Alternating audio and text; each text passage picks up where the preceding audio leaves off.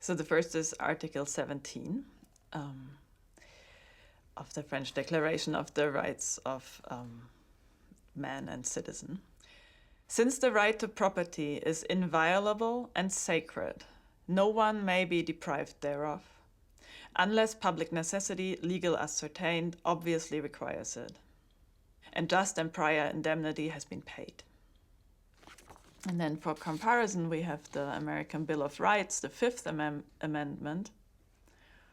No person shall be held to answer for a capital or otherwise infamous crime unless on a presentment or indictment of a grand jury, nor be deprived of life, liberty, or property without due process of law.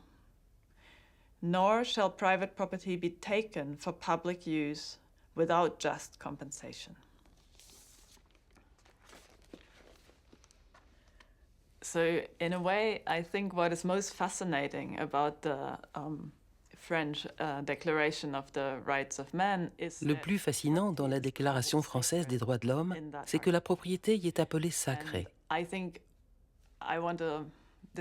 Je voudrais discuter ce sacré, qui clairement n'est pas ici une référence à la notion religieuse de sainteté. Ici, c'est la notion politique, séculière, qui est mise en avant. La propriété est définie comme un droit de l'homme et du citoyen. Ça n'a pas toujours été évident d'en faire un droit humain. Cela s'est joué à peu de choses.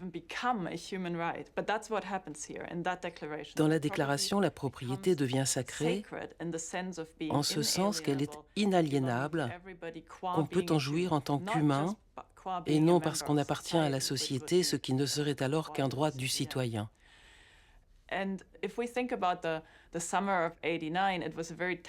L'été 1789 était un moment très tendu pour la Révolution. Il y avait une famine, des complots, la grande peur que les récoltes ne soient détruites et que la nourriture vienne à manquer.